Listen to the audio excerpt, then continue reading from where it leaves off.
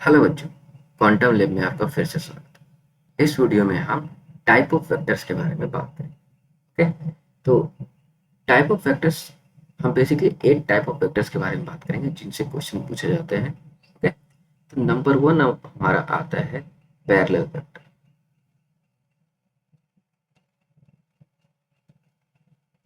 Number 2 है anti parallel.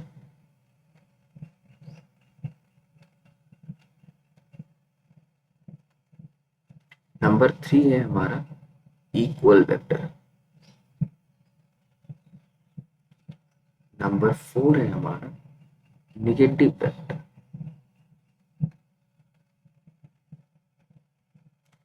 Number 5 है collinear vector.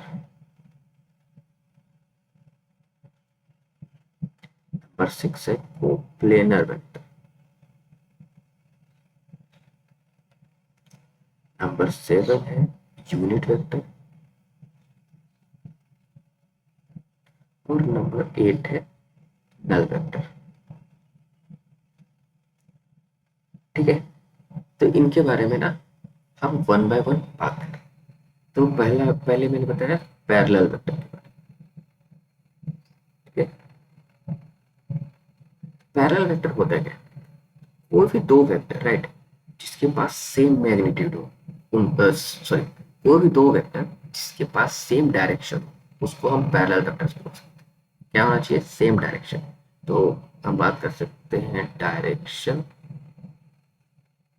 ये होना चाहिए सेम, राइट। जैसे कि यहाँ पे एक वेक्टर है ए, राइट, और एक वेक्टर है बी।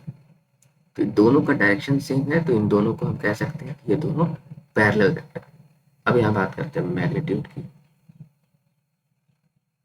तो मैग्नीट्यूड जो होता है ना वो सेम हो भी सकता है और सेम नहीं भी सकता। जैसे इन दोनों को देखो, ए और बी का मैग्नीट्यूड सेम है नहीं, लेंथ अलग अलग है ना।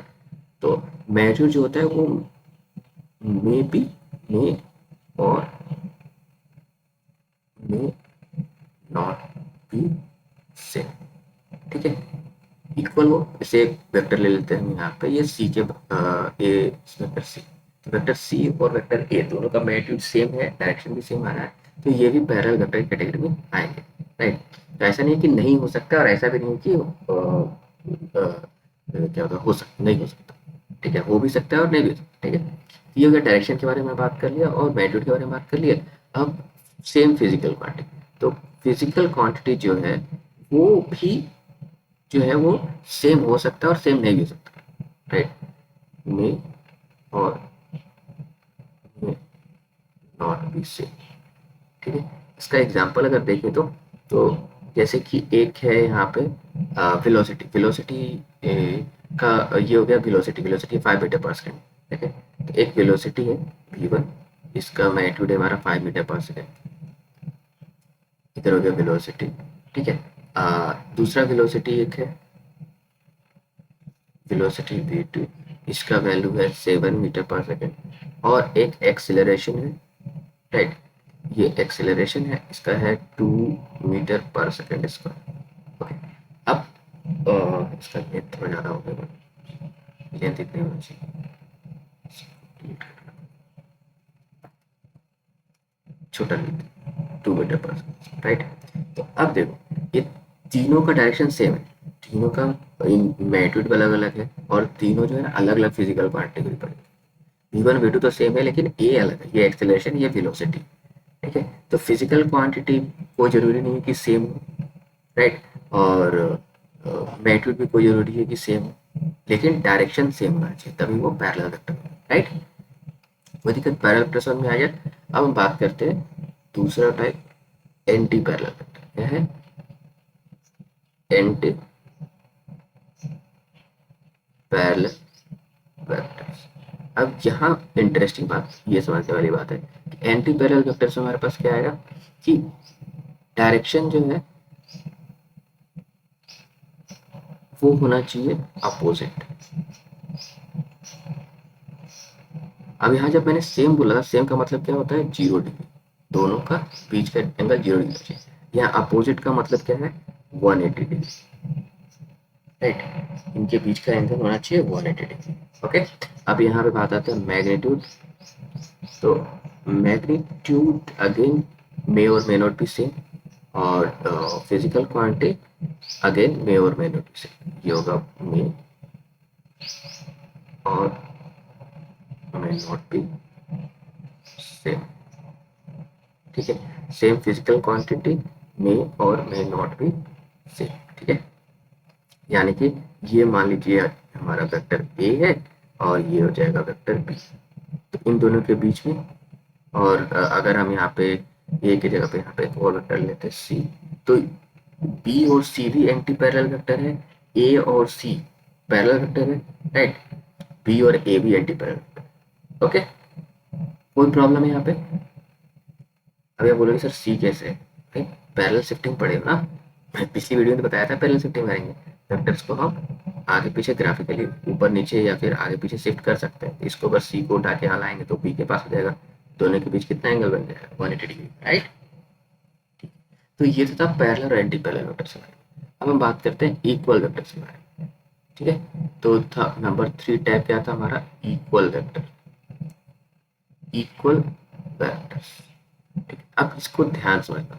इक्वल वेक्टर्स कहते हैं किसको? इक्वल वेक्टर्स में क्या होना चाहिए, डायरेक्शन,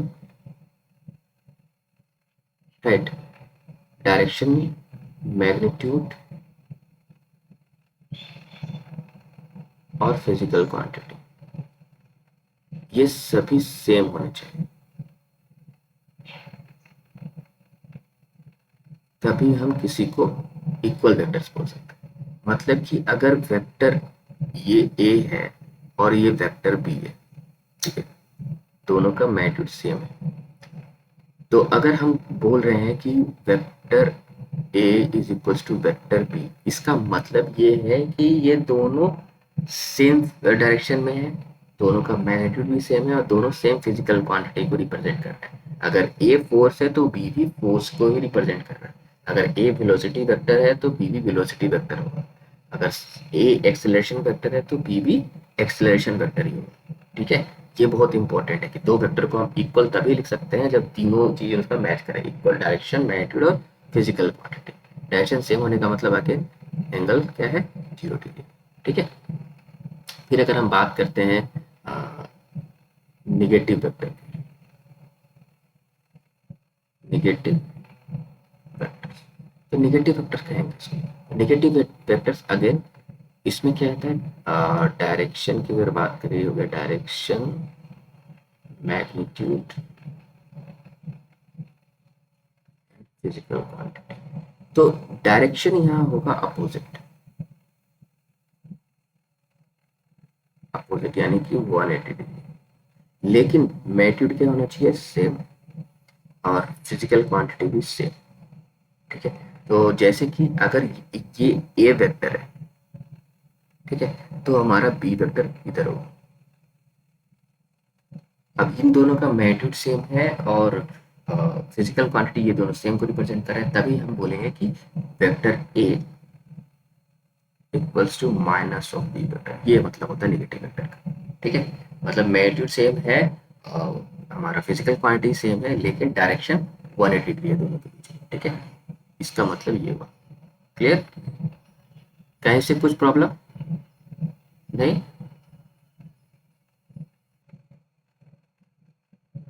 अब हम बात करते हैं, नेगेटिव वेक्टर क्लियर हो गया, तो अब हम बात करते हैं कोलिनियर वेक्टर। फिफ्थ टाइप हमारा था कोलिनियर। कोलिनियर वेक्टर क्या है, इसको हम पैरेलल वेक्टर्स के जैसा ही बात कर सकते हैं, राइट। इसमें क्या होना चाहिए, हमारा डायरेक्शन सेम होना चाहिए। यहाँ लिख सकते हैं अलोंग लाइन, डायरेक्शन सेम होगा। तो जितने भी हमारे पैरेलल वेक्टर्स है ना, वो सभी कोलिनियर, पैरेलल और एंटी पैरेलल सभी कोलिनियर में आ रहे हैं। तो डायरेक्शन सेम होना चाहिए और या फिर अपोजिट होना चाहिए, सभी कोलिनियर वेक्टर्स में, जिनको हम बेसिकली कोलिनियर का मतलब क्या होता है कि एक लाइन के अलॉन्ग जिसको हम रिप्रेजेंट कर सकते हैं, राइट। जैसे कि वेक्टर ए है ये, ठीक है, ये हो गया वेक्टर बी और एक हमने ले लिया वेक्टर सी। अगर हम इसको पैरेलल शिफ्टिंग करें तो सबको हम ऐसे लिख सकते हैं, ये ए, ये हो जाएगा बी, और इसको हम ऐसे कर लेंगे सी। ठीक है, सभी को हम एक लाइन के लॉन्ग लिख सकते हैं एज लॉन्ग एज वो पैरेलल है तो, राइट। तो डायरेक्शन क्या है, सेम हो चाहिए या फिर अपोजिट होना चाहिए, राइट। मैग्नीट्यूड, अगर मैग्नीट्यूड की बात करें तो मे और मे नोट भी सेम रहेगा, राइट। मे और मे नोट सेम। अगर हम फिजिकल क्वांटिटी की बात करें तो ये भी मे और मे नोट से, मे और मे नोट। ठीक है, क्लियर। मतलब कोलिनियर वेक्टर के अंदर क्या आ गया, इक्वल वेक्टर भी आ गया, नेगेटिव वेक्टर भी आ गया, पैरेलल और एंटी पैरेलल सभी वेक्टर आ गए कोलिनियर के अंदर। ठीक है, कोई प्रॉब्लम। हमारा सिक्स टाइप क्या था हमारा, को प्लानर, को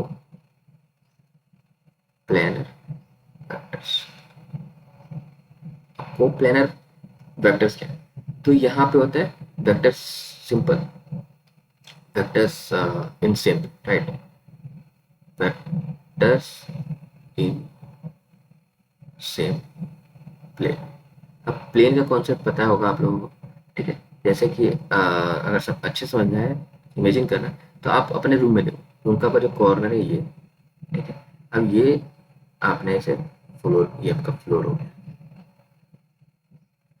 अब इमेजिन करो कि ये साइड वाल, ये फ्रंट वाल है, ये साइड वाल है, ये फ्रंट वाल है, ये साइड वाल है। ठीक है, फ्रंट वाल पे आपने कुछ वेक्टर्स ड्रॉ किए, एक वेक्टर ऐसे है, एक वेक्टर ऐसे है, एक वेक्टर ऐसे है। ठीक है, और ये मैग्नीट्यूड वाइज डिफरेंट है, डायरेक्शन वाइज डिफरेंट है, मतलब सेम है, मे और मे नॉट बी सेम, और राइट।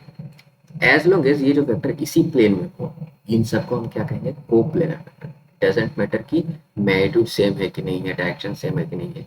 ठीक है, उनका क्या होना चाहिए, सेम प्लेन में होना चाहिए। तो यहाँ पे आएगा डायरेक्शन, तो ये हो जाएगा मे और मे नॉट सब, मे और मे नॉट सेम। मैग्नीट्यूड, ये भी मे और मे नॉट सेम होगा, और फिजिकल क्वांटिटी ये भी आ जाएगा मे और मे नॉट सेम। ठीक है, एज लॉन्ग एज ये एक ही प्लेन में एग्जिस्ट करते हैं। ठीक है, एक प्लेन में है तो वो कहेंगे को प्लेनर। ठीक है, कोई प्रॉब्लम नहीं। अब हम बात करते हैं अपने सेवक टैब के बारे में, जो ये बहुत इंपॉर्टेंट है, इसको हम आगे एक बार और पढ़ेंगे। मैं बेसिक हो जाता हूँ, यूनिट वेक्टर। तो यूनिट वेक्टर क्या होता है, यूनिट वेक्टर के बारे में अगर हम बात करें तो यूनिट वेक्टर क्या होता है, मैग्नीट्यूड वन, राइट। इसका मैग्नीट्यूड कितना होता है, वन यूनिट,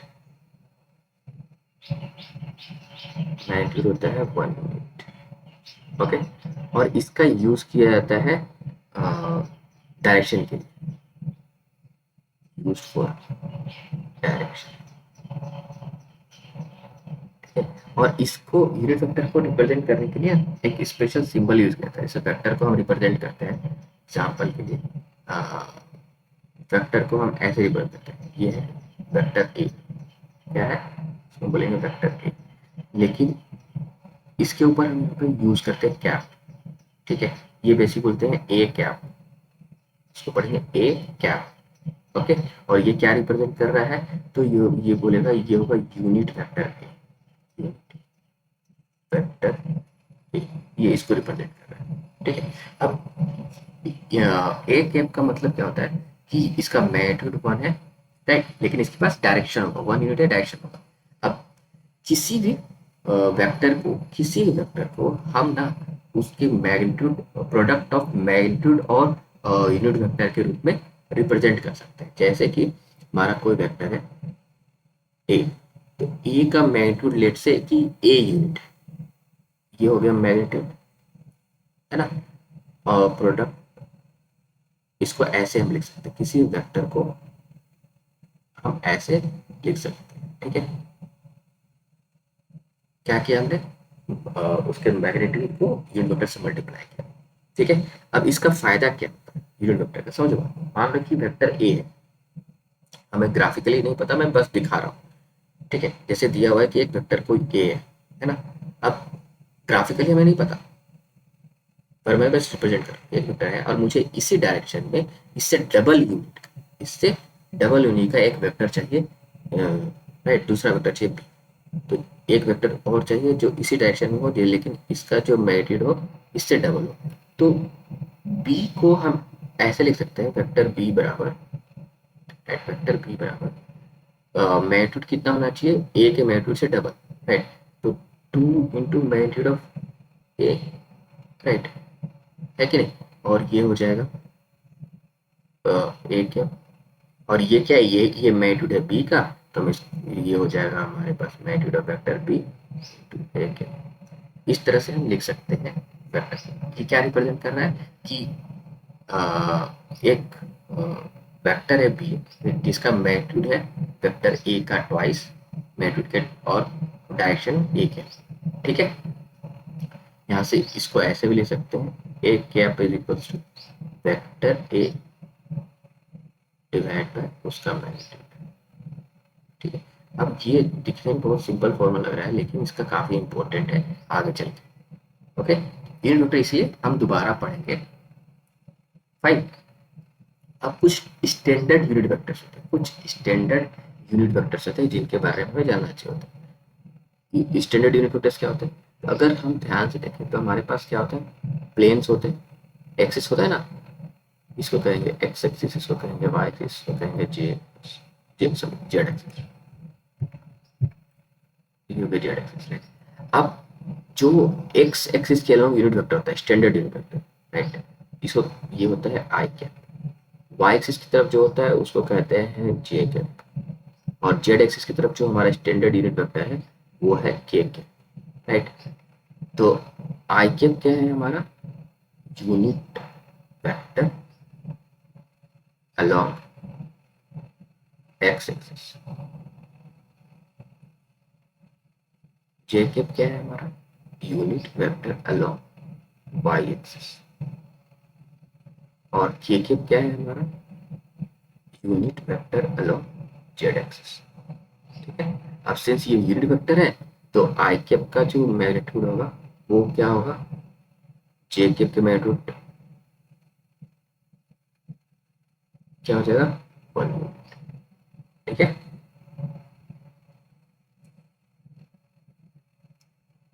अब जैसे मैंने एग्जाम्पल बताया था कि मुझे एक फोर्स चाहिए जिसका 5 न्यूटन वैल्यू हो, लेकिन वो उसका डायरेक्शन होना चाहिए एक्स एक्सिस के लिए। तो हम वो F1 बराबर क्या लिख सकते हैं, राइट। क्वेश्चन समझ में, एक फोर्स चाहिए जिसका वैल्यू हो 5 न्यूटन और डायरेक्शन होना चाहिए एक्स एक्सिस के लिए, तो उसको हम क्या लिख सकते हैं, ये F1 बराबर हो जाएगा 50 आई कैप।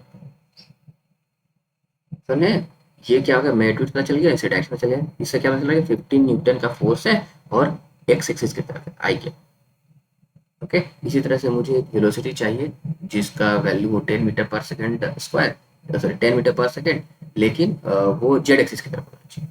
तो हमारे पास जो वेलोसिटी वेक्टर आएगा वो क्या आएगा, 10 मीटर पर सेकंड जे कैप वाई एक्सिस की तरफ हो गया, राइट। अगर यहाँ पे लिखा रहे एक एक्सेलरेशन है 5k कैप, इसका मतलब क्या है, 5k कैप का मतलब, अच्छा यहाँ पे मैं जेड एक्सिस लिखा, चलो मान लीजिए ये वाई एक्सिस की तरफ, जेड एक्सिस का नहीं है, वेलोसिटी है, इसका मतलब है ये 10 मीटर पर सेकेंड है वाई एक्सिस। अब एक एक्सेलरेशन है जिसका वैल्यू है 5k कैप, इसका मतलब क्या हुआ, इसको देख के हम क्या पता कर सकते हैं कि एक्सेलरेशन का वैल्यू है 5 मीटर पर सेकेंड स्क्वायर या 5 यूनिट, राइट। और डायरेक्शन क्या है, तो जेड एक्सिस की तरफ, ठीक है। ये हेल्प करता है हमें डायरेक्शन बताने में। कोई प्रॉब्लम यहाँ पे नहीं। अब यूनिट वेक्टर समझ में आ गया। इसके बाद बात करते हैं हम नल वेक्टर के बारे में, जो 8th टाइप था वो क्या था, नल। अब नल वेक्टर का ऐसे कोई फिजिकल सिग्निफिकेंस नहीं होता, ठीक है, लेकिन इसका यूज किया जाता है क्योंकि वेक्टर कैलकुलस में ये इक्वेशन को सेटिस्फाई करता है, ओके। तो नल वेक्टर के पास होता है मैग्नीट्यूड,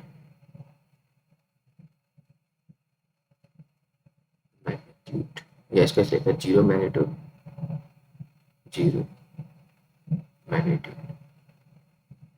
बट हैव डायरेक्शन,